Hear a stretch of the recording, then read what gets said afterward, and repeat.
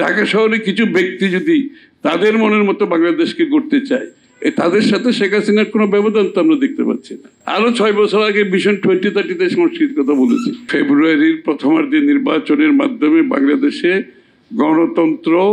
গণতান্ত্রিক অর্ডার ফিরিয়ে আনতে হবে, গণতান্ত্রিক পরিবেশ ফিরিয়ে আনতে হবে, গণতান্ত্রিক সংস্কৃতির পরিবর্তন করতে হবে এবং গণতান্ত্রিক প্রক্রিয়ার মাধ্যমে দেশ পরিচালিত হবে। এই গণতান্ত্রিক প্রক্রিয়ার মাধ্যমে আমাদের পরিবর্তন আনতে হবে, আর কোনো ব্যতিক্রম তো এখানে কিছু নাই। এবং এই গণতান্ত্রিক অর্ডার চলতে থাকলে গণতন্ত্র হচ্ছে, নির্বাচন হচ্ছে, নির্বাচনের পর এটা হচ্ছে, it is a correction process, it is a filtration process. এর বাইরে কোনো প্রসেস নাই। তো ঢাকা শহরে কিছু ব্যক্তি যদি তাদের মনের মতো বাংলাদেশকে গড়তে চায়, তাদের সাথে শেখ হাসিনার কোনো ব্যবধান তো আমরা দেখতে পাচ্ছি না।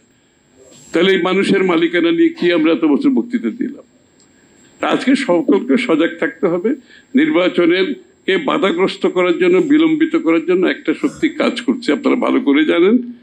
তাদের প্রতি চোখ রাখতে হবে, তাদের কর্মকাণ্ডের প্রতি চোখ রাখতে হবে। আমরা যারা গণতন্ত্রে বিশ্বাস করি, আমরা যাতে গণতান্ত্রিক অর্ডারে বিশ্বাস করি, আমরা যাতে গণতন্ত্রের সংস্কৃতিতে বিশ্বাস করি, আমাদেরকে ঐক্যবদ্ধভাবে কাজ করতে হবে। 31 সংস্কারের কথা বলা হচ্ছে।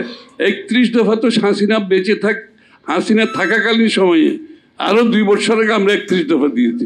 এদের মুখে তো আমি সংস্কারের কথা শুনি নাই। এরা কি হতো সংস্কারের কথা বলে না, আমরাই বলেছি। খালি আরো 6 বছর আগে ভিশন 2030-তে সংস্কৃতির কথা বলেছি। হাসিনা যাওয়ার পরে বাংলাদেশকে মাথায় রেখে কি কি সংস্কার দরকার, এগুলো তো আমরা 8 বছর আগে দিয়েছি। তার হাসিনা থাকতে 2 বছর আগে দিয়েছি 31 দফা।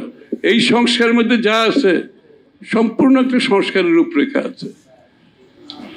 তো তারা সংস্কার চাক আর না চাক, বলুক আর না বলুক, আমরা যেটা করেছি, আমরা সবাই মিলে, আমরা যুগপথে যারা ছিলাম, আমরা কিন্তু আমাদের 31 দফা বাস্তবায়ন করব।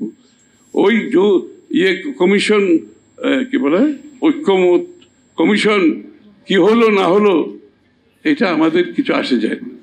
আমরা কিন্তু যদি ক্ষমতা জনগণের ভোটে নির্বাচিত হতে পারি, আমরা সবাই মিলে, আমরা যারা যুগপথে ছিলাম, আমরা কিন্তু আমাদের 31 দফা বাস্তবায়ন করব। এইটাই হবে আগামী দিনের যে রাজনৈতিক চরিত্রের পরিবর্তন হবে, তার মাধ্যমে। অন্য কারো যদি কিছু থাকে, তারাও জনগণের কাছে নিয়ে যেতে পারে, তো অসুবিধা কি? এর বাইরে যদি কারো কিছু থাকে, আগামী নির্বাচনে আপনার ম্যানিফেস্টোর মাধ্যমে নিয়ে আপনি সংসদে নিয়ে আসেন, ম্যান্ডেট নিয়ে সংসদে আসেন, সংসদে এসে আপনি পরিবর্তন করেন, এটাই তো নিয়ম।